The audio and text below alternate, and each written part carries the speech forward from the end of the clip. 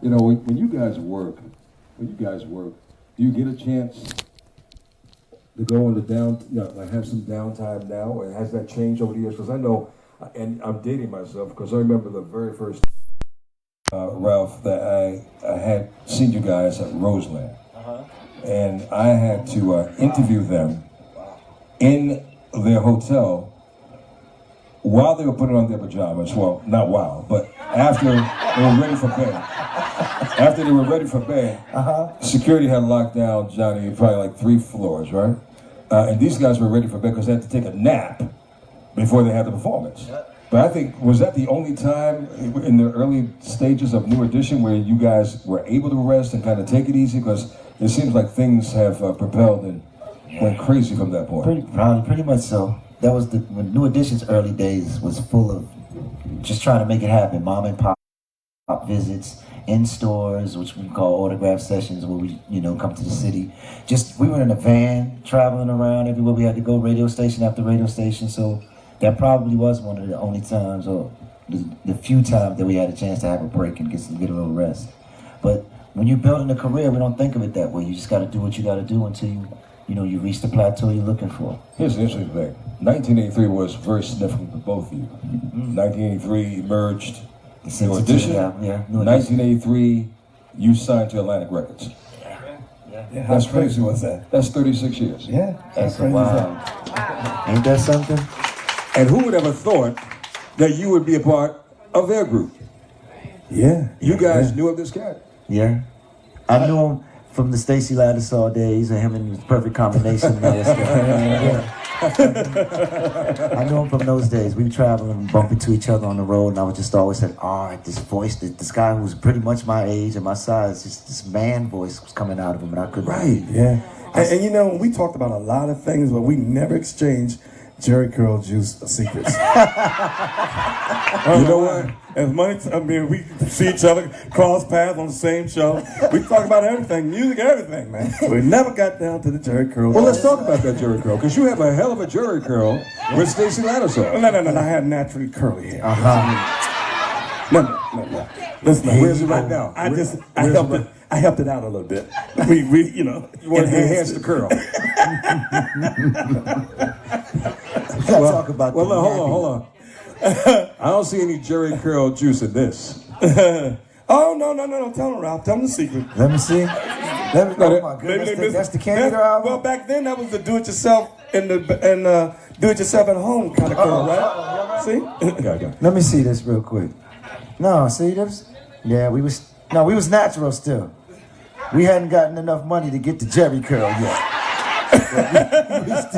we still rocking the natural on that one, man. You want verification?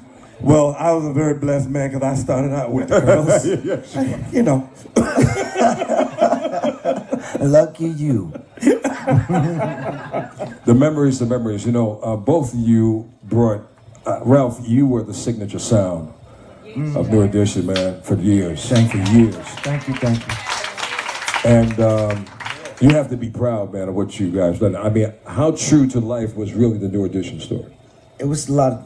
Most of it was true. Most of it. Some of it they got embellished for the sake of television or the movie, so it doesn't. People don't get bored watching. It's like watching a documentary without the embellishment sometimes. So you got to color it up. So some of it was bigger than life, but overall, it was true to the story, man. Everything, my story.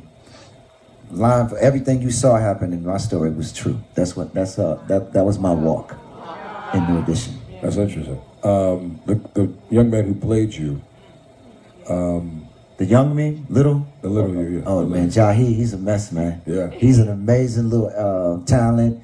He's a big spirit. I mean, he's everything. He reminds me of me when I was little. The way he interacts with people and respects adults, and the way he does things. He reminds me of me when I was little. And then the older gentleman who played you. Yeah, man, Algie.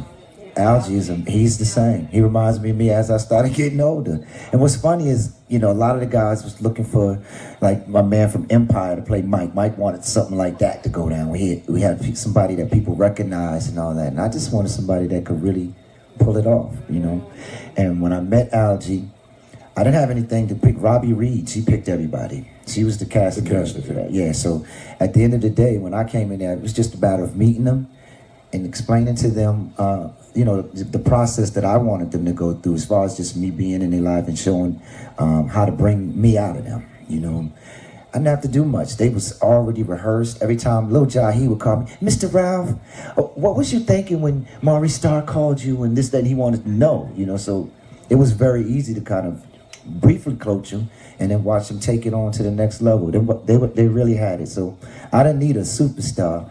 I knew that if they played me properly, they was going to create one, you know what I'm saying? Mm-hmm. And what about with you, Johnny? The younger you and the... Well, there was no younger. They didn't lead us. I don't understand. I still talk about that to this day. I said, y'all act like I just showed up on the scene. And I was like, okay, so I wasn't from Boston, but I was from D.C. I know. Over there wrestling, singing, daddy singing, preaching in church. But you were a little older at the time when you went to... Because it was 4 years later, right? 4 years later, around 4 80, years later, when I joined the group. when you joined the group. Oh, yeah, You joined when Bobby left. But we was just talking about just where we all come from and that whole thing, which was important to recognize. But I mean, listen, this left room for me to be able to tell that story of where I come from. I didn't come from the humble abodes. I didn't come from a place where we weren't rich. We wasn't middle class, but my mother refused to ever let us live in the projects. So she worked 3 to 4 jobs, and I could never imagine what that was until I got older to really understand what it was. But at the age of 15, I was taking care of a family of 5 on my own, and it was not a walk in the park. But And it hasn't stopped since. He's still doing that. He takes care of his mother immaculately, man. I love the way I love the way he treats his family. Johnny, the part of Johnny you never see is that side, and that's why I had to say it. I didn't want to cut you off, but I want to make sure people know they're a blessing. I mean, what a blessing it must be to have a son, a brother, like you, man. And a big brother for me has been a blessing for me. Just being around him. So I just wanted to make sure everybody knew that he takes care of his mother, his sons, like I've never seen too many people do. And I commend him on that, Thank you. Yes. With you guys, how was the vibe in the group? Because you were a lead, you're comfortable being a lead as well, and you complement each other so well. But coming in, and you guys were young at the time, so maturity is maturity, and then we all take different stages in our lives to get to the next level. Was it still cool even back then, or did you feel some kind of competition among each other? Always. We're always competing, man. Yeah, it never ends. I'll never forget the day that we I think part of it you guys get to see in the story where they No Audition started recording. They had started the recording process before I got there. They left from Minneapolis and they came back. When they left with 4 members and came back with 5. So Jimmy Terry's looking, Ralph was looking, going, listen, I ain't down with this shit. Right, what is y'all that? can keep my trash. But he said, I'm not down. And it was funny because after recognizing and realizing what all of this was about, because I didn't know for years, I was told to come in and I was going to be added as a 5th member because it makes the choreography more effective, and for what I would add to the group as far as just the audience growing up and being a little more, bringing them more of the mature audience and all those things. But I had no idea until years later that I was coming in, and I came in because people kept talking about I was replacing Bobby Brown, but I had no idea that the plan from the guys was to replace Ralph. Yeah. What? And I had. I've been dealing with that ever since then, yo. Since way back in the day. So That's great. So people don't understand and know the journey, but the reality of it is, I often say the truth is in recognizing that, when you are not honest, intentions are not good. Good can't come out of it. And I think what happens is you saw after all of the blow up, everything that took place while we were in Minneapolis, Ralph and I sat down one day And before you know it, we was recording, talking, and then the next thing you know, the same guys the guy that they brought in to replace him, we wind up being like that. And understanding the process of what he was going through, recognizing some of the things that nobody didn't have to tell me, but I began to see. Yeah. That I'm just sitting here shaking my head because I'm standing on the outside. Remember, I didn't come in here with the issues that these guys have had amongst themselves. So I'm standing on the outside, getting a chance to see it from the outside, and I'm just sitting here. I'm a PK. I come from, where I come from, and I believe in standing on the right side, and I don't care who it is, what it is. I believe that you do have to make sure people are held accountable, and we have to be respectful in doing so. But I think I don't walk on eggshells around anyone. I'm honest, I'm straight, and keep it honest with you, because I think it's very important that you ain't gotta like me, you don't have to love me, but if you want truth, you'll respect me. You guys have always growth. I remember the first time I've seen you after a hiatus moment. I saw Temptations and I saw New School. Wow. Because you guys did a complete transformation from way back when, and then you were coming out with the suits in the beginning, then you flip it and go a little hip hop R&B, and you captivated both audiences, and your audiences have grown in so many great, phenomenal ways. I want to deviate just for a moment. Ralph, your solo career, when you finally, went and ventured did your solo career, how was that for you? Because again, you had the support of a group behind you at one point. So now you're stepping out, obviously on faith, to do your own thing. Was that a decision that you really wanted to do to show your growth? To be honest with you, I've always been like, I'm the one in the group that has the production equipment.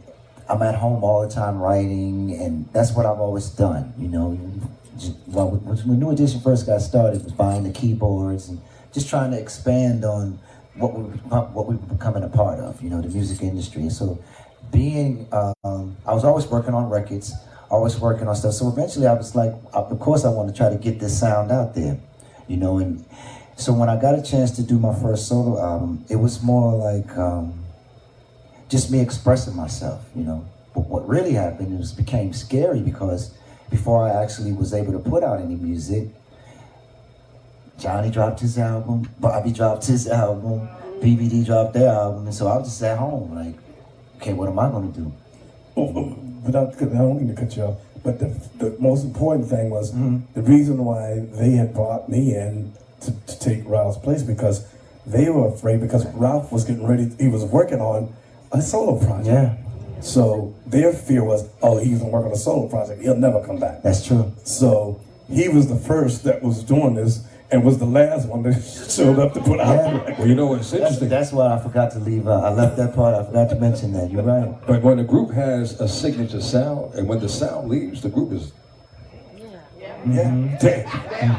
But its intentions was never to leave the group. Its intentions. Let me explain to you about a true artist. A true artist, when you're in a group, you got to remember that you have to play your role. It's no different than a basketball team, a football team. You got a forward, you got a point guard, you got your center, and championships. You win championships when it's playing as a team, when you're playing together. And so Ralph wanted to, as a true artist, and this is what happens with most great artists, is you are constantly evolving, you're growing, you want to expand. When you're in a group, there's a certain style, there's certain music, everybody has to agree upon each song, it's all these other things. So it doesn't allow you to have that opportunity to continue to grow and express yourself artistically. Right. So it's like to be able to express yourself artistically and at the same time learn how, because it taught me, being in a group taught me how to be able to work as a team and play my role as a team. When I came in, they said, you're not doing any lead singing. I said, not a problem. Just tell me what you guys need me to do. Understanding that, there's a balance that we have to learn how to deal with in life, and that is learning how to work together, as well as knowing that I had the opportunity to be able to express myself still artistically as an artist, as a solo artist, because that was still there, and I still had that obligation. But that's what Ralph's thing was about. It was just about, he was growing, wanting to just express himself artistically, Right. and that became an issue because it was a concern that, well, if he chooses to do that, then he's never coming back, and that was never the intent. Wow. Let's talk about wonderful, happy, most memorable moments. Well, my happiest, when I bought my mother her first house, when we moved out the projects. That was my happiest moment. And there's been other moments that's been, been up there, but that one is the one that I felt like I really achieved something. Johnny? Y'all really want to know the truth? Yeah, uh-oh. How truthful you gonna be, man? I'm gonna tell the truth. My happiest moment is when I got my first check and I was able to buy a gold nugget ring and a gold nugget watch. I said, this is real. It's going down, baby. You can't tell me nothing. Really, man. I'm sorry. I did buy my mama a house though. Not yet. Not yet. No, After the ring. I got that. Okay. The most amazing country or city you visited for the very first time. What was that experience like? Which one? One more time? The most amazing, memorable country or city that you've ever visited for the first time? Africa. Went to Ethiopia and it just blew my mind. I felt this feeling. I mean, now you hear it a lot. You used to hear it from Richard Pryor and people that I used to watch, and they would talk about when you get off this plane, there's something that goes down and you can't explain. Really? When I got there, I felt it. I felt it so much so that when I got on the plane, because I had to go back, I was about to be married in a few days, and I wasn't prepared. I wasn't ready. So I had to leave Ethiopia earlier than the rest of the guys. They stayed a little longer to enjoy it. So I was on the plane, getting ready to leave. I'm thinking like all the stuff I'm telling you. I got to get back, man. I got to fix this. No worries, no stress, no thinking about the country, no sad feelings at all. And all of a sudden, my eyes started pouring. And I thought something was released, like the gas on the plane or something. I'm looking around to see anybody else feels this. And there was like a disconnect between my thoughts and what was going on. Like something spiritually is going on that I think that I was connected to Ethiopia in such a way that my spirit was connected more than my physical, and then when my physical was leaving, my spirit was crying, man. It was deep. And I felt that. And I never shared that with anybody that like this. But since we're talking about special moments and special things, that happened to me in a real way. So I don't know. I think we all need to experience that at some point in time just to see if you get that same connection. But something going on over there spiritually that we're connected to, that it showed up on that plane that day. Have you been back to visit since then? Never. But I plan on it. I plan on it soon. Yeah. That's why I'm out here working, man. Johnny? My most memorable Happiest, yeah. Memorable city or country? country? Oh, because I was going to say, is Compton a country? Compton is not a country, man. You can't take Johnny nowhere, man. I see. I can only imagine how he was on the road. Anyhow.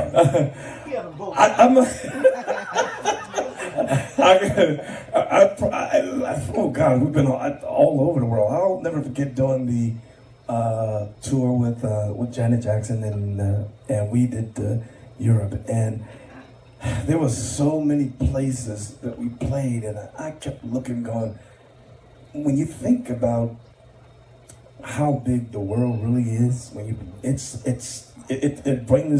really puts things in perspective. Mm-hmm. And I remember playing Paris, and I remember we were in Germany. I remember we was all over the place, and every place that I went, looking at people that couldn't speak your language, but yet they could sing every word, every note. That's true. It was absolutely mind-blowing. It really puts things in perspective to understand how powerful music is. Music really, truly is universal. Mm-hmm. I think that's what they need to kind of bring all these other people together, except for Trump. We don't kill him. He needs a hug. Music ain't gonna do shit for him. But anyway.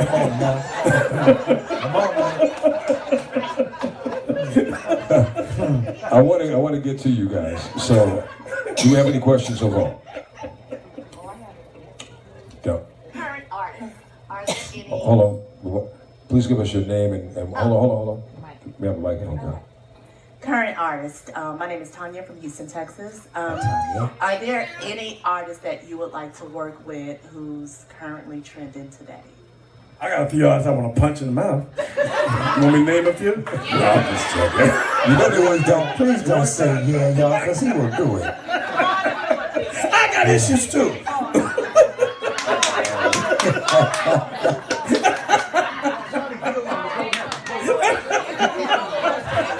Then Johnny will pray for you afterwards. Yeah, please pray for me. There's so many people and so many artists. The thing that I found that is important as an artist, being in this game 36 years, is keeping the mind open. As a musician, I'm inspired by a note, a song, a melody, someone's life experience, all those things. The one thing I keep trying to make sure people understand, and especially my generation and on up, is when you listen to even the new music today, we go, what the hell are they talking about? But when you think about it, put it in perspective, when we was growing up, our parents was going, what is that y'all listen to? That ain't real music. So you're watching it's coming full circle to see that these young kids, they just speak a different language than we speak. And whether I agree or disagree with it, it's still a form of art. I might not like that painting on the wall that's sitting over there versus the one over here, but it doesn't make it it doesn't make it bad. It doesn't mean because I don't see it and see the beauty in it that means it doesn't make it very good and it doesn't make it of quality. So we have to keep our minds open and understand that when you're watching some of the young artists that have come out today and what they're doing, the impact that they're making, to really be able to respect the art and understand that they're expressing themselves no matter where they come from, what their experiences are. That's just what it is. That's where they are. That's what's going on. And hopefully if they're lucky enough and fortunate enough to reach our stage, that they will come full circle and really begin to appreciate life. But we all started from somewhere. We didn't come here, and we're not all on this level that we're on right now simply because when we were born, we got here. We had to go through something. We went through and had a journey to go through in order to come full circle to become who we are. So they're the same. They're just kids still when you put it in perspective, and they're going down their path and dealing with their journey. Now, which one would you work with? None of them. Wow. That was smooth. Oh, you got out that one real smooth. That's a good question. Go ahead, Johnny. That was checkmate, man. From here out, I'm gonna be on my best behavior. You know, I'm gonna be good. Which one, man? There's a lot of them. I like Bruno Mars. I love. Gosh. That's right. Bruno Mars. Yeah, you're gonna have to stop right there. No, there's a lot of them though. It's about Bruno Mars. Bruno Mars. I like Bruno Mars. I like Mars Bruno. Man, there's a ton of them though. You know what I'm saying? It's You just good. too many to name. But Bruno Mars probably, and like, you know. Next question. Next question. What about Ralph? Oh, Ralph, oh, what Ralph, about you? I'm sorry. What about you, Ralph? Currently, Come on, man. There has to be somebody. Janet, Beyonce. What about? I'll do a duet with someone like that or something. Currently, if I had to pick one. What about? Let us see. What about Jasmine Sullivan? I love them. Yeah. I love them all. Yeah. I love all of them. Absolutely. Absolutely. Yeah. It's a lot of them though. Really, seriously, there's a lot of great talent, and I tell you, it's awesome to see them and watching them go through their journeys. Will either of you get behind a new artist that we don't even know about yet, or are you working presently with an artist? Yes. That we don't know? If they're over 14. My kids. Hey, listen, my kids. I'm behind my children. My children are bad. Yeah, My daughter's coming with some stuff, my two sons and nasty, so I'm backing them up first. I'm gonna put them in the middle of it all. Are they? You're in studio with them now? Yeah, they're good. And McQuell Tresvant, Little Ralph Jr., and Dakari Tresvant, they love this. They love this industry and they got it. And how old are they? Yeah, they got it, yo. How old? Yeah. Are they? How old are they? My daughter, they're all younger than me. My father's. Now my daughter's in her upper 20s. My boys are in their lower 20s. You know. Okay. Could it be a family thing or something totally separate? No, we'll do a tour together. If everybody blow up properly, I'll run around the country with my kids and And do that thing, yeah. You know, it's been a family thing since day one for me. This is why I do the music industry. To help my family, you know, have a better life than the ones that, you know, the generation before them. Yeah. So, you come from working with family, Wings of Faith, you know, the early gospel situation. But do you have any relatives that you would work with now, or are there any, is there any new artists over the age of 14 that you might be working with now? I'm always open. I own a record label. I'm not sure how many of you guys are familiar with the last album. Oh, that's right. Yeah. You know, look, this cat, Ralph, I gotta give credit to this dude. He milked that last CD album. Come on, man. Game Changer. Yeah. For 3 years. It went 4 years. 4 years? He's still milking. Yeah, he's still milking, right? Yeah. I think you did a song during the show that I didn't probably pay attention to. Yeah. Yeah. But, because I think you released a single like every year, then the New Edition story came out. And then the music, That helped it. This one's for me and you, which one's with New The Edition. single with New Edition. Yeah. The New Edition, the one with Jaheim. And then Jaheim, yeah, 5,000 miles, yeah. Yeah, excellent. That's the beautiful thing, and the blessing is, after the 36 years of being in this business and watching how the business has changed, being able to take hold of my career to begin to make the decisions that I feel that works best for Johnny has been nothing short of a blessing, because I would have never imagined 36 years later that you could be in a business where you have your partners on the phone, white people, on the phone, and to have them to tell you when you make a decision, it is truly up to you, because we're only your partners. You're not an artist, and our artist, you're a partner. So ultimately, whatever you say, because you're the boss, has to go. That's why we went 4 years, because if it had been the fact that I was just an artist on a label, doing the norm that most artists do, after the first single, I would have been dead on arrival. I had to go through the process of having my own people, having my own staff. When the label, the distribution company didn't believe or wasn't sure about that first single, they didn't kick in until the record starts kicking into the top 10. And they said, oh, guess what we doing? And I said, I don't care who gets the credit. Reality is that it was about getting this out there, putting my music into the jury's hands and allowing them to decide when it was ultimately said and done. So it's been a blessing, because that's the reason why Game Changer has went 4 years, because it was so many great songs on there, and I understood that this is not about a watch, it's not about a time in order to get that out there. It's just a matter of just taking your time and allowing people to get a chance to see and hear this great project that we put together. And I knew it was going to take time, but I wasn't in no rush. And he did it all himself too. I watched him come off of one of these tours. There was a disaster tour with New Edition. We tried to do the reunion with everybody on the same tour, and it just was like Bobby's back, and we all had our own buses, and it was crazy. That's recently, right? Nah,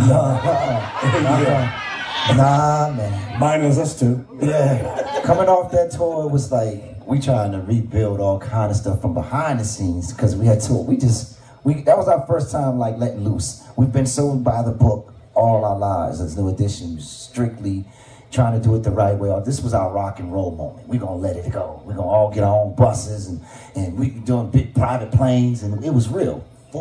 We had 40, well, how many buses out there? 40? Almost about 40 buses. 40 buses out there with crazy. the crew. We was coming down there like a traveling circus, and that's how I felt after that. Yeah. We was really true. When we got off that tour, Johnny went home, and it was all kind of stuff, and bills on his, stamps on his house, and then he came back to me and said, Rez, this ain't gonna never happen to me again. I'm done with that one. I'm not never gonna have my destiny of my life in some other man's or woman's hands. I'm taking it in my own control. And that brother did it. I watched him build brick by brick by brick his own little empire. And again, like he said, he knows he has a base. He knows he has people out there like you guys who want to hear Johnny Gill records, you know. And he put his own records together, paid for his own producer. He put his money where his mouth was and where his career was. And I watched him win. That's why he calls him Still Winning. He's still doing it. Game changing.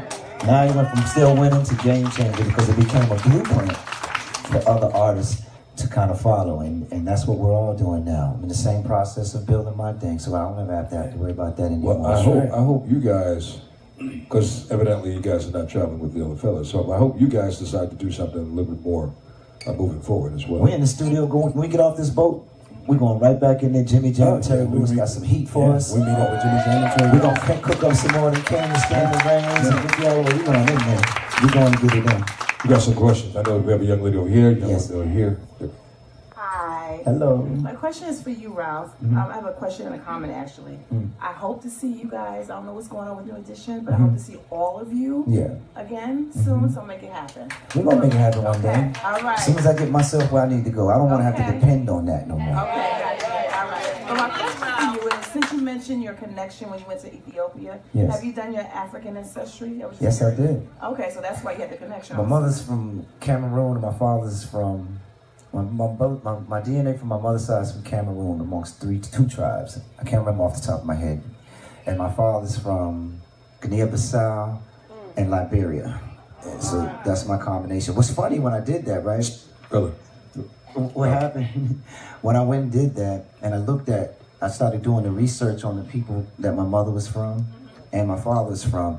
On my mother's side, the people were known for flashy outfits, costumes, dancing, that whole stuff. On my father's side, it was real earthy. They was into fishing, outdoors, camping, and that's the combination of me. Away from music, that was a perfect combination. When I tell that to my people, they go, "Man, that's you." So it seems to be something to it that's really working. I really truly believe that's my combination. Yeah, but I did do that. Thanks for that question. what's your name and where you from? Hello, I'm Jakesia from Houston. She has already asked 2 of my questions, so this question will be for Johnny. I didn't do it. Yeah, I know that you didn't. Okay. Why won't you ever sing Give It My All? I want to hear that live. Oh my goodness. It's funny because I was just talking to some of the crew last night, and I said, we got to go back at least get 2 to 3 weeks of rehearsal to get back in. I said, because my time is always cut so short, even within an hour, looking back at my catalog, I'm trying to figure out, I'm like, okay, which ones we're going to be able to hit and get and just give people that I know they're going to want to see right away. And I mean, there's songs from Give My All to Lady to Shore, Let's Get the Mood Right, Half Crazy, Where Do We Go From Here? The list goes on, and I keep going, God, how do we try to fit all of this? A medley. Yeah, we have to figure out how to do the medley too, because you got the wedding song to the Me For You to the list goes on for even the stuff from In the Mood.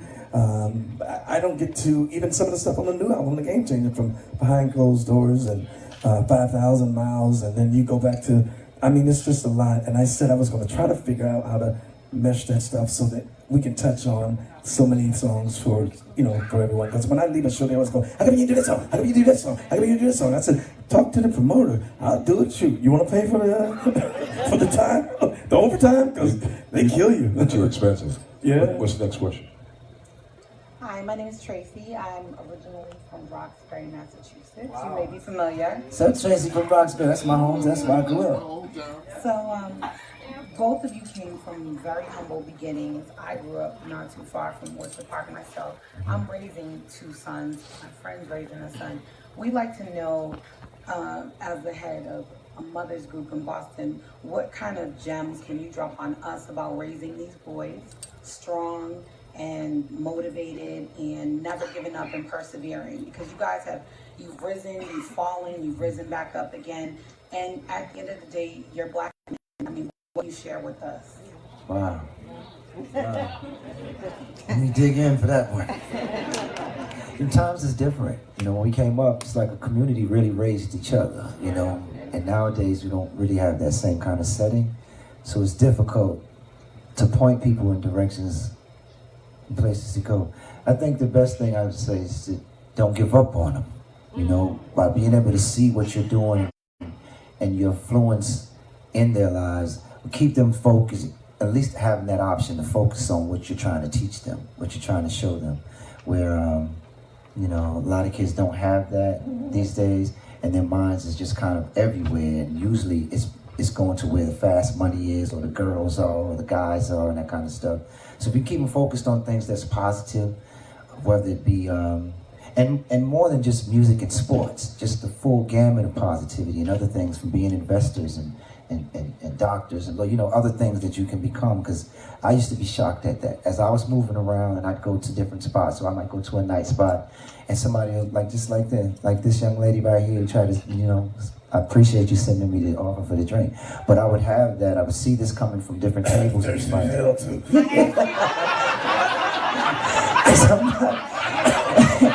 You were talking, man. You were talking. okay, there you go. There you go. But as I saw that, I realized that there's much more powerful people who are not in the limelight, and they was popping, they had it big better than I had it, and I'm at the top of my game at that time. And I'm watching these people, I was like, well, what do you do for a living? They would tell me, man, I own my own this, or I own my own that. So just keep the options coming, and we never know which one of them is going to gravitate to one of those different things. Because this one is kind of hard, or this one's iffy, but some of the other ones I see work more across the board than the things that I went towards. And just keep influencing them in all those different areas. That's what I would say. Off the top. It's a blessing. It's a blessing as first of all, God give us our kids because He chooses to do so, because He believes and feels that we are the ones that He chose to put in charge and to take the level and have the responsibility to begin to raise them and bring them along to become great human beings, and more importantly, God-fearing human beings.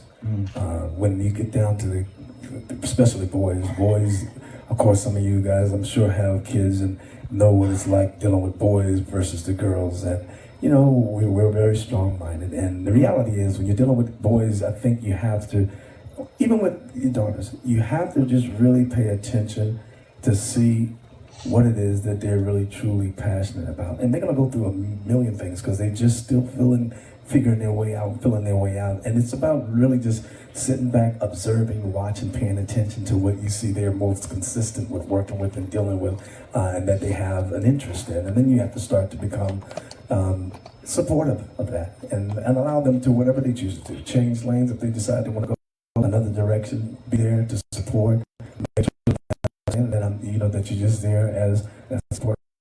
I've learned that not only just for kids, but even for the adults that are sitting here in the room, it's so crazy to watch how people, especially for kids though, we think it's basketball, music, or entertainment is the only option to be able to make a living and get rich. The chairs that you're sitting on, the glasses that you're drinking, the tables that you're putting the drinks on, somebody makes those things. That's right. And they make a living. And they're under the radar that's making millions. The floor you're walking on, the mic I'm holding in my hand, everything, it's like everything you can look around, somebody makes this stuff. That's right. And sometimes it's funny to watch how the kids just immediately, that's all they think. Someone has to continue to open their minds, make them understand that there is a lot of options and things in life that you can do to make just as much, if not more, than what you're seeing with these athletes and these singers and the dancers. And it truly is. My point exactly. That's exactly what I mean. Yeah. So watch them, be cognizant of what they're doing, and obviously and pay attention to what they're passionate about.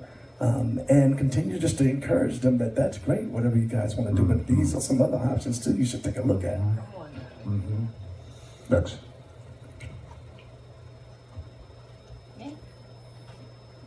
Hello, I'm Dr. Tracy Benson Hall from Houston. Hi, Dr. Tracy. My favorite, but, Go ahead, girl. Hey, what you told me last night. You got good taste.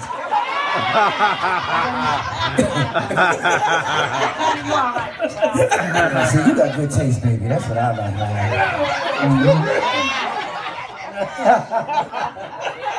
She had a Johnny Gill shirt on yesterday.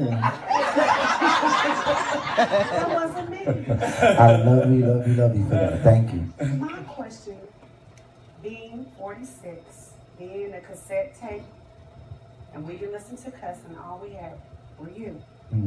I've seen the good, the bad, the ugly, and I can never walk in your shoes. I hear about forgiveness. I follow your shows. We love Jesus Christ. Yes. We get that. And I get the forgiveness part. If you get back together, fine. If you don't, we still love you all. Thank you. Thank you. My question to you at this age in life, and on this cruise ship, because like you said, you should feel it. We don't do negative when we don't do any of that. We're out here to see. When you look at that blue sea, I feel like I'm out here with him. It's like you can hear things you can't normally hear. Do you get it at this age? Money is not important. I do drugs all day. I can do it. I'm the best dope dealer you're going to find. Legally. I get it. At this age, doing what you did and where you're at now, can you forgive to get back together? For the brothers, For the past. And for us. I'm going to tell you I this. like to hear y'all say the fans. I hear you say it. I'll tell Can you you this. do it, Ralph? I'll tell you this. I've been That's my forgiven. question. I've been very forgiving for years. No, if you guys only really know. New Editions, one of our things is you don't tell your business. It's like a house, a family full of family. You don't tell your business to the streets. So most of the stuff that I have to endure, or any of us would feel like they have to endure, I'm just going to talk from my perspective. The things that I felt like I had to endure is a lot of forgiveness, a lot of just, okay, let me just sweep it under the rug so we can keep this thing going. Mostly because of y'all. And mostly because when you start something, you feel like it was the way we started from nothing, you feel like it's such a blessing. You can't look a gift horse in the mouth. You got to keep it moving, But I'll tell you this, some of the things, probably the actions or the things that took place in more recent times are very hard to forgive. But I will leave an open heart. I'll let God lead me where he leads me and see what happens. And leads all of us. See what happens after that. But I tell you one thing that's really important to me right now is to, for the first time, really have a passion, almost like a desire, a need to establish myself away from that. Whether it's with music, whether it's with, like Johnny said, start inventing lights or floors or microphones, whatever it might be. I want to establish myself so I can leave some sort of something for my kids, the stability that comes with, at this point in my life, you should have. I don't feel like I have it that way. So I want to go out here and do my thing and make sure I establish that properly. And then I'll be able to sit down at the table with anybody and look them in the eyes and say, okay, what are we going to do? We're going to do this the right way, or we're going to keep playing around? Because if I'm going to keep playing around, I don't need it. And if without that, I'm always going to be kind of having to do something, having to go and make it happen, and not really doing it for the right reasons, Well, when the right reasons come along, we'll make it happen. That's my path. My dream would be to I never want to see New Edition not be New Edition, everybody. That's the real. Yeah, growth is something that we all have to acknowledge or recognize or make an effort to continue to do.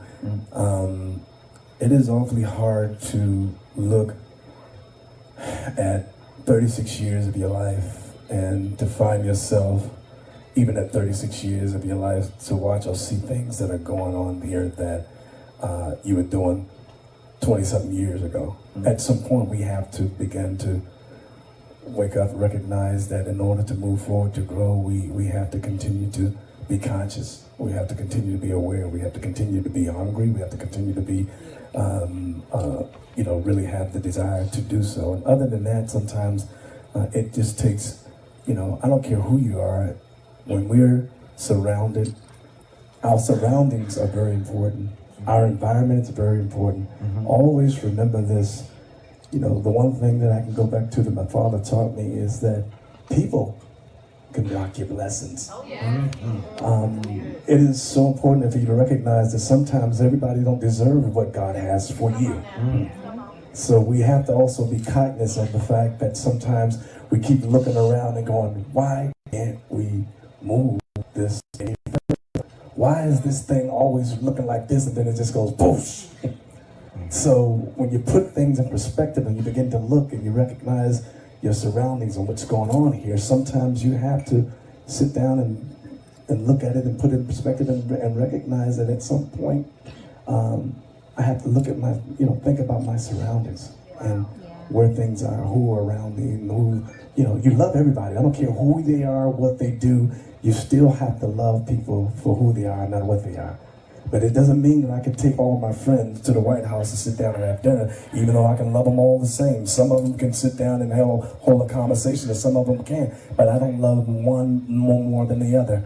It's just that you have to deal with individuals accordingly. It's good. Another question. Oh man, I'm finna cry on you now. Hello, this question is for Ralph. My name is Eleanor Walcott, and I'm from Mass in Columbus, Wally's Cafe, All right. Massachusetts. Hi, Miss Walker. Oh, my dear. I want to ask you, could you please name who it was that's instrumental in the choreography of the New Edition when they first got together? That's Brooke Payne from day one. Mr. Brooke Payne from day one's been he's the master behind the movements. Brooke was he was a big fan of the Temptations, Blue Magic, Stylistics, those type of groups, Delphonics. He even had a group himself called A Touch of Blue. And when you see New Edition's choreography, that's him. That's him moving. That's how he dances. And that's the way. That was his vision for how we should look as a group. The style that we should move behind. Brooke Payne, he did that. That was him. And it's amazing. It's a Thank trip you. when you think about how many groups you can name. The Temptations, the Four Tops. I think we fit in that genre now of groups that you don't just recognize and know the songs, but you identify the songs with the choreography. It's like very few that it's a true testament to what his legacy will always be and what he does and where his strength lies. Exactly. The cross step, bistro. That's all I'd say. Everybody know this is family. I just want to learn. Know that move right there. I want to learn the choreography for If It Isn't Love. I need to learn that. But it was real high. It was real Your high. insurance paid up? Yeah, I'll go back. Question right there. Good afternoon. My name is Amber Berry. I'm from Buffalo, New York. Hi, Amber. Hi. I'm very shy. My mother doesn't even know this, and she said next to me. But when going back to your comments about developing things in your children, I went to St. Fruit. I'm a school principal. But what I really would have liked to done is be a cartoon voiceover or some type of thing. So if you were not doing music, what might you be doing? Because I like to, put that out there. I tell my students that's what I'm going to be when I retire from principal. I was gonna be a thug. I was gonna be a street thug coming out of 05. Now, I really, honestly, there was a lot of things. My mother had me in school. That's what it was. So I was a straight A student, honor roll student most of my life. I was double promoted twice. Those kind of things is where I was at. So I'll probably be somewhere, working on rockets and something like that, baby. Because I really was into science. That was my big thing. I loved science. I have my cousin Renji Tresvant. He's actually a rocket scientist. And me and him was neck and neck with it. So I probably would have been somewhere down there. That's what's up. What about you, Johnny? What would you What want to about be? you, Johnny? I've been a pimp. Somebody got to do it, baby. Somebody got to exist. Get the money. Get the car. Get the goddamn car, girl.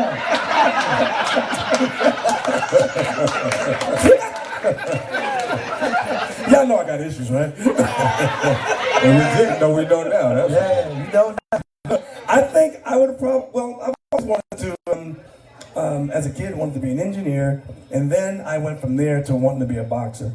And I did that for a minute, and I was pretty good, got arrogant and cocky, because I was like, Speed was my middle name. And until I got clocked a couple of times, and I was like, this ain't feeling that good. And I changed careers. See? You should have went back to the original one, man, the PIMP, because I'm a sensitive thug. Well, let me start on that animation thing is really phenomenal, financial, great industry to be in. So start looking into that right now. Way before you start retiring, you'll make a lot of money. Trust me, I tell you. Nice. Hello, my name is Monica from New Jersey. Hi, Monica. Hi. I just want to say, Ralph, your New Edition concert, I think it was in North New Jersey.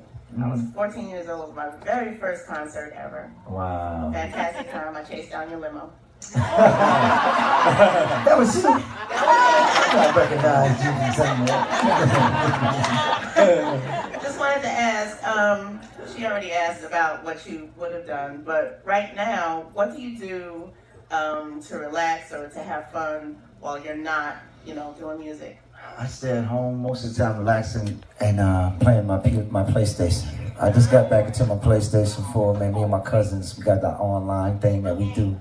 My name on there is Rizzy Mo. Rizzy Mo 818 is my gal. So if you find me, y'all look me up because I'm about to start a Twitch and all of that stuff. It's going down.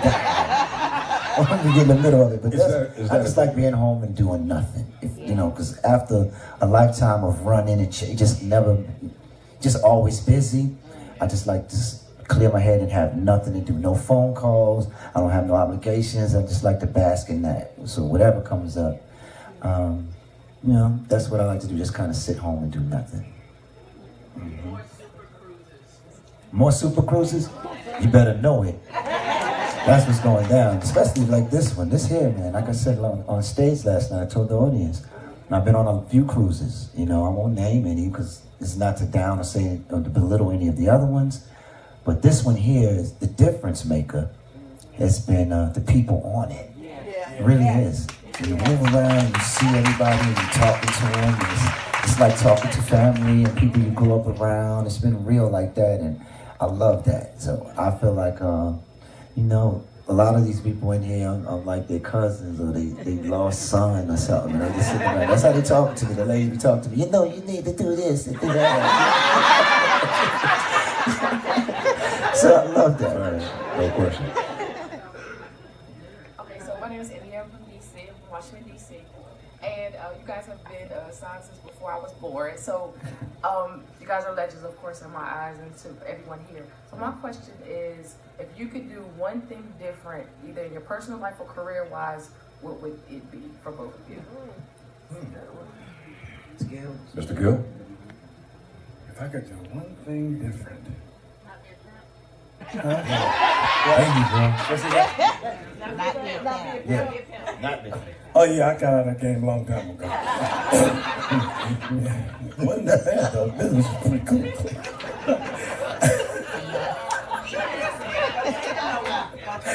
Wow, that's a great question. Probably, jeez.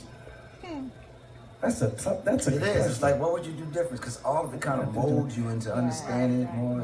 Yeah, when I look in the mirror today, I was just talking to a friend of mine who was just talking about how lonely she gets and not used to being alone and not being in a relationship and want to be in a relationship because she's happy and all those things that's what makes her happy. And people seem to think that having someone can bring happiness, but happiness doesn't come. People can't make you happy. You have to look within yourself, and you have to peel off those layers and begin to look in that mirror and like you and love you. And I look back when I think about me. I walk in, look in that mirror every day, and I'm a single guy, and I look in that mirror every day. I love having company. I enjoy dating and having a good time. But I realize and I feel that even if I never have someone ever in life, I'm happy. I'm okay with me.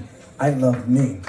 And the journey that I've been on, the ups and the downs and the things that has brought me to being this person today, I just don't know if I would change it. It hasn't been a cakewalk, and I don't think anybody would want to or could say that they've gone through life to become who they are simply by having everything just running perfect and fine. We have all had some ups and some downs, some challenges and some changes and turnarounds, but the reality is that's a part of our process and part of the path and part of the journey that's going to ultimately make you who you are. And I love who I am. I enjoy being able to just wake up in the morning and making sure my family is good, taking care of my family, looking and enjoying playing golf with my friends. Speaking of my friends, that was Samuel Jackson that just hit me right now, talking about we're gonna play golf tomorrow. Man, they talk so much trash to each other. I told him I'm out and leave me alone because I'm out here. You playing golf on the game or the? No, that was Sam that just called. Real golf. Yeah, he wants to golf. So you know how to play golf. Yeah. By the way, I normally beat him too, so y'all can tell him that.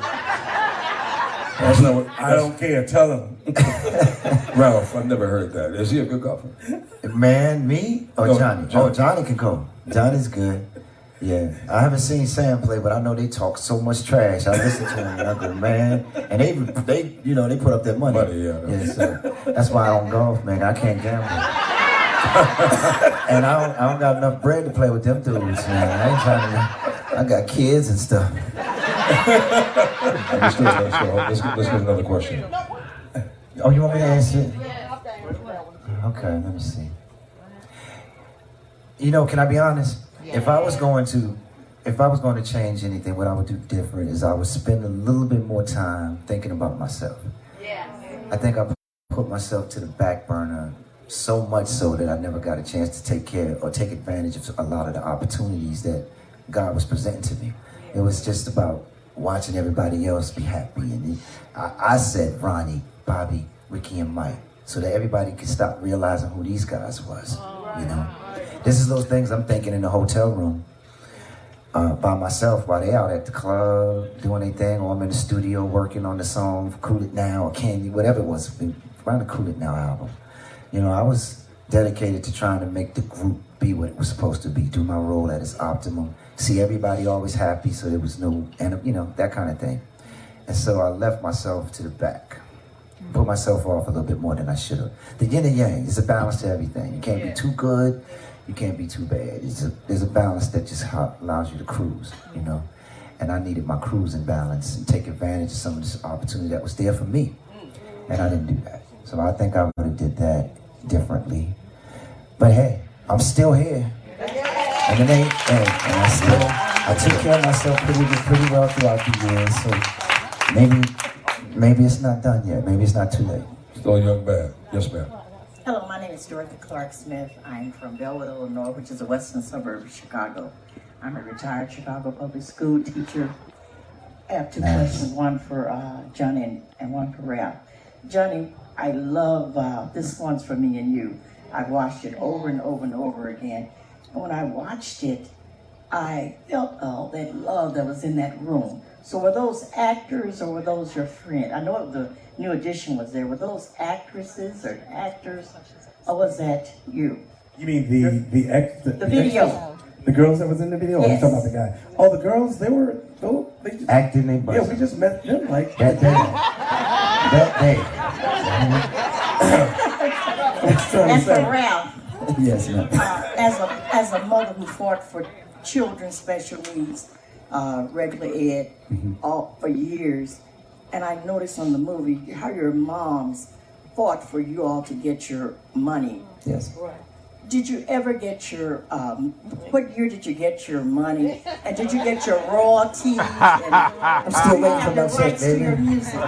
No, we good. Some of it can't, you know, we had to make up for it differently. With New Edition, we had a lot of learning about that. We started so young, and our parents, nobody was in the music industry. Nobody knew about record labels and contracts and all this stuff.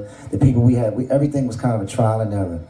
But probably around when Johnny came in the group, and we started doing the Heartbreak album, we were all growing up at that point. We were turning from boys to men, hence the record, right? So right around that time, so right around that time, we started understanding how to take responsibility of our funds into our own hands and peeling everybody around us that used to do that stuff, pushing them to the back and taking over all of that. So it was probably 88, I would say, that we started realizing how important that side of it was. Because up until then, it was just about trying to keep winning, keep doing things to make people stay by the group, and thinking about how much money we're making everybody else behind the scenes. We bought skyscrapers in Times Square. We had people taking over stuff, not us. The people that was making the money off of our records and off the stuff y'all was purchasing, they were getting paid. And So right around then, that's when the parents was really like, hey, what's going on? We've done this. This is the third album or whatever it might be. What's going on? We damn near still in the projects.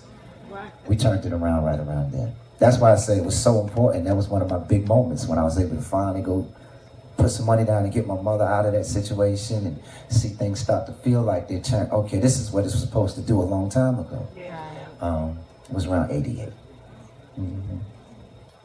Yeah, it was around 88. When I got a gold nugget ring and all. That was your first, early today. I even went into a car dealership. They looked at me and gave me a car, and I didn't have no credit. Nugget rings. He really was trying to be a pimp. The Jerry Curl. But not me trying to be somebody that I'm not. I don't go out trying to chase these kids and trying to figure out what they're doing and talk about them in the club popping bottles and champagne. I'm like, and I like some of the beats. I love some of the stuff that makes my head bump too. But I don't want to hear Johnny talking about popping bottles. Yeah, I'm good. Man, I would. Hey, listen, I would talk about you forever. You try to do that, man. Well, I've seen some artists. I won't call no names. Some well-seasoned artists that are trying to chase that. And I remember saying, we just had this conversation just recently. Listen, I don't care if you took myself and Justin Bieber and you said compare the two and who could sing the best. Justin Bieber's audience and his would say, Justin Bieber, that's my favorite. Or they might go, well, he can sing, he's good, but I like Justin. So understanding who your audience is, understanding that this is not just about your talent, but also understanding and knowing how to target your audience and who's listening, who loves and enjoy you. That's just as important. So doing the different music, trying different things, never losing the essence of who Johnny Gill is and who people want to see and hear is the most important thing. But still, artistically, express yourself. But there's a way you have to do that and feed people and make sure that they're not looking and thinking, what are you trying to do? This is not the Johnny I like. So you have to be cognizant of that and making sure. But when I did the Game Changer album, I just recorded great songs. And if they feel good to me, I connect with them. I can't control what happens once I put that in the jury's hands. But I do understand and know that they felt good to me. And this is the way the Game Changers 2 album is developing. It just feels good to me. Another question. Yeah, hi, I'm Trish from New Jersey. And Johnny, question. First of all, how's your mother? I saw you in Philly. I go to the Dell Theater and see you whenever you're there. Oh, thank you. And I know your mom was sick one year. Yes. Doing well? Let me tell you, she is hanging in there. Let me tell you, the reason why I'm here on this boat performing is because my mother goes to the casino 2 to 3 to 4 times a night. I don't think y'all understand. Hey, JD, what's her favorite saying when she wanted to? You got any change? I said, Mommy, I left home. I left 3 days, 4 days for you to go to your second job and have fun and enjoy yourself. I said, what happened to the money? She said, I spent it all. I said, you spent all of that? She said, they just kept giving me hundreds. I didn't know. But when you saw me, we were at a point where I had to get back because what my mother was facing, we didn't know whether she was going to make it even out of that week. So if you don't believe that God is real, if you don't believe that if you just pray and continue to trust in Him and believe in Him, and one thing that I did, which might sound strange to all of you guys, but when you're facing situations and you're looking at your loved ones and they're sitting there and they're suffering, the one thing that you have to do, I told someone this last night, a friend of mine is on the phone that's dealing with that with her mother. It is important to be cognizant and aware that sometimes we have to stop being selfish. Realizing that if there is no upside to this, ask God, whatever it is, let thy will be done. But I don't think that no one that loves to have a loved one would agree that they should have to be here to suffer if there is no upside. So I asked and I prayed to God and I said, God, whatever that is, whatever it is, if there's an upside, I'm putting it all in your hands. I said, I'm trusting in you no matter what the outcome of it is. And you know when you say, whatever the outcome of it is, let thy will be done, do you understand that you have to be prepared? to deal with it whichever way he goes. But when God has spoken, I've said, Marvin said it best, when God has spoken, let the church say amen. Because we have no control over his final words. None. But thank you, yeah, and she's doing really, really good. Thank you. JG, you got any change? I love her, man. She's amazing. How old is Mom now? How old is Mom's 76. God bless her. Yes, God bless her. yes. For sure. Are we? Sorry you brought me to tears. But my question now is for Ralph. I'm usually at work, so I never get to listen. Do you still have your show inside? We're actually expanding on it now, trying to get it syndicated to go across the country and so actually across the world. But it's still there. Yeah, it's on a new, it's 98.1 FM right now in Boston, Massachusetts. So that's where I've been working it for years, 2 years now. Now everybody's taking it serious. So now Clear Me Radio, all the big boys are looking at me now saying, I think we want to try this, Riz. So hopefully sometime this year you start seeing and hearing it. So hold around. You're not stepping into the quiet storm. No, man, no. You have your, not the drive time thing. Inside the ride, we party. It's an Ubuntu movement. I am because y'all. No, I think, don't ask me. We'll be partners. No, I did that wrong.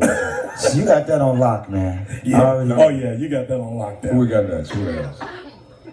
Right there.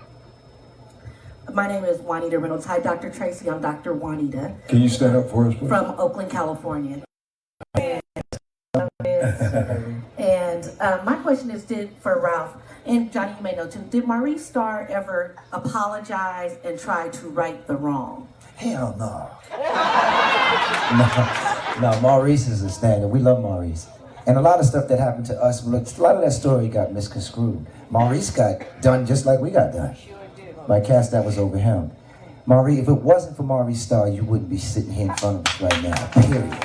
He took a chance. He took a chance on some little brothers out of the projects, man. He saw something in us. He brought that out of us. He put all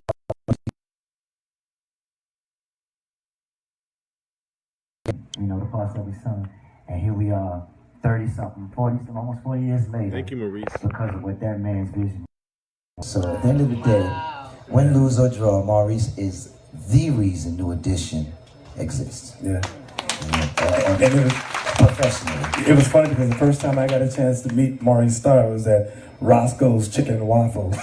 And he comes over to me going, yeah, so you think you can sing? And then he wanted to have a battle. Outside of Roscoe, I remember you told me he was battling him. I said, Ralph, who is this for? He started doing runs on Johnny. Come on, man, kick it. Let me see you get it. In Roscoe's. I said, that must have been some good chicken. That must have been some good chicken up here. We got you outside singing and absolutely, I echo to what Ralph was saying. One of the things I know the guys talk about a lot of times is about just the support that we give and have given Brooke over the years. But, I'm a true believer that those that have had a major and intricate part of who New Edition is and where New Edition is today, they all should be being taken care of. Not just one, everyone should be being taken care of, because simply, if it wasn't for them, obviously, who knows where New Edition would have ultimately ended up. We just don't know. But it's fair to say that Maurice is absolutely the reason why, when you look at New Edition, that he introduced the world to New Edition. And right. Without his ear, without his talent, without his gift, that's right. No telling where New Edition would have been. Because you only get an opportunity, that little window opportunity for people to take a minute to listen to you, to see what's going on, and then move on to the next. Yeah. He was there at a point in time. Hi, my name is Marcy. I'm from DC, and my question is for Boogie. Boogie, you know you from DC. You call him Boogie. In touch with Stacey Lattisaw. Do you guys plan on doing any more projects in the future? I haven't talked to her in a while. I tell you, I think it was maybe one of her brother that had gotten the movie, and because of my journey and talking about, when we did the movie, we had to sit down and talk about our journey and where we come from, some of the things that we did and didn't do. And what happens is you put the writers and then, of course, the director, as they begin to start to shape the story, they're not going to tell everything, but they start to put the things in there that they feel that's important, that helps the story to flow. And they talked about my experience. They talked about my experience of dealing with dating Stacy, and I was her first love, and she was mine. And one of the issues that we had was dealing with the record label, the president of the record label, who was saying that, Stacy's mother had some issues with me dating her because of the color of my skin. And I never experienced her mistreating me in any manner, in any way. But it did exist. They wanted to make sure I was aware. And that was okay. And I think her brother had an issue with that when they exposed that even in the movie. And what I was telling him is, this is not your journey, this was my journey, my experience. And I get to have the opportunity to tell my walk, my journey, my path. At the end of the day, that's what it was really about. So I haven't spoken to her probably in a while since then. I know her father tried to reach out and he said, listen, could care less about that stuff because you will always be a part of this family, and we'll always appreciate you. So that was just probably her brother, just kind of when you touch on the truth and start to deal with things that it can make everybody a bit uncomfortable, but that's a part of my journey. Well, you guys are a part of the Capital Jazz Super Cruise journey from this point on. So we thank you. Did we enjoy ourselves this afternoon? Thank you all for coming in and spending time with us, y'all. We love you all. That was a good time, man. Johnny Gill, Ralph Tresvant, give him the love. Once again, ladies and gentlemen, we must love y'all, man. Also, let me say this right quick. There's some books from the Game Changer first album that we have out here that you guys can take one, because I just brought them because we're trying to move on to the next phase of Game Changer 2 that's coming your way soon. So it should be out there by the door if you guys want to help yourselves to the latest Game Changer 2 book. Oh, the song. I don't know how they would do that. Would that work? Song. We have, that's what we have. Sure. So how's that working, Marvin? Do you want to? I don't know. She's got it. She's going to take care of it. Hold on one second. I'm just going to ask if you could, all we need to do, we're just going to play the song by Johnny Gill. Yeah. So if you would just have a seat, we're going to have to come up, and we will play this song.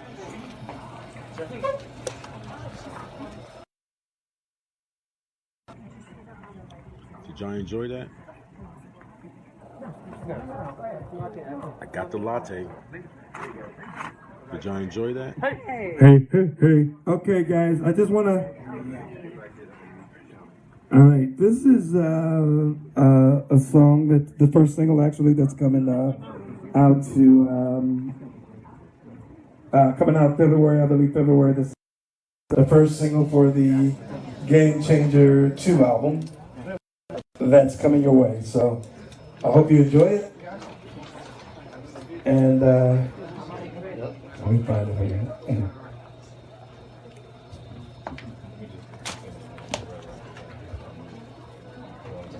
Team Marvelous Champions. Y'all should be here. Y'all should have been here. Why? Don't y'all be recording this. Go ahead, knock yourself out. I don't care. What I wanted to do was, I know we've been, looking at all of the madness that's been going on, especially with the Me Too movement, watching some of the things that have been taking place for years.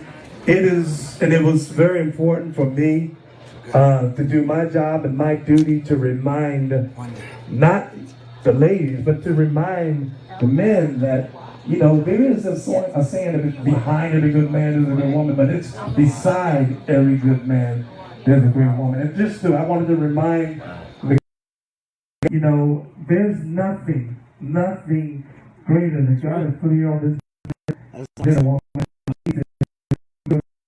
And take care of them and treat them with a level of respect. And so this song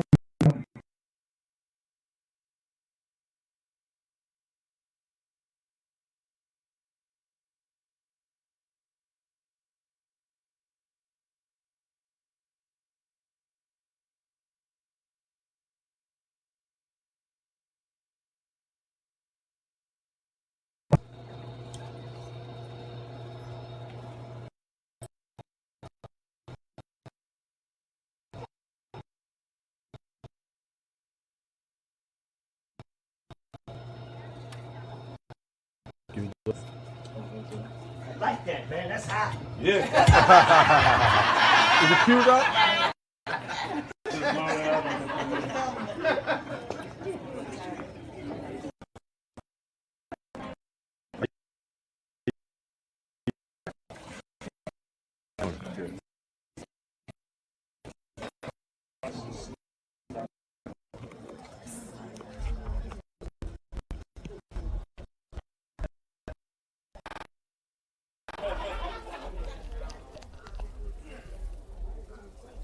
Champions, can y'all hear me? Dave, you got that? Help him out.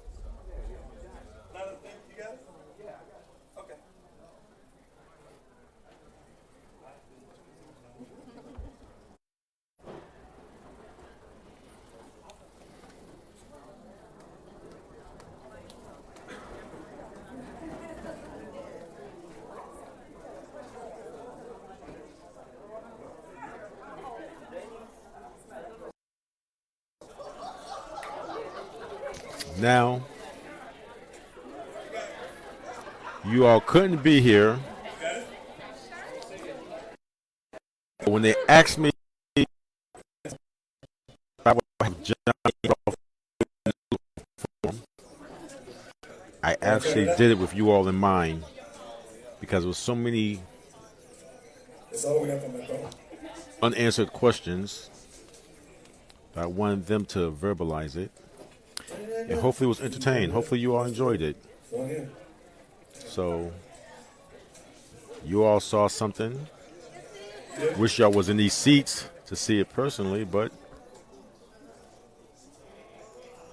there we go.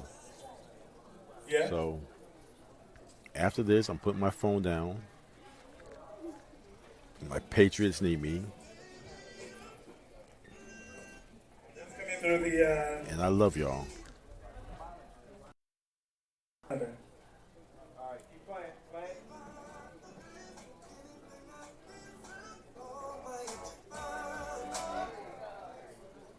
Ready? Turn it up. This is Johnny's next single.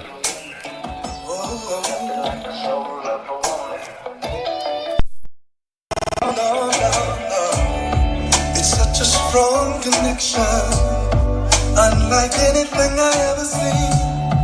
Feels like the right direction. 'Cause you're next to me, you're next to me.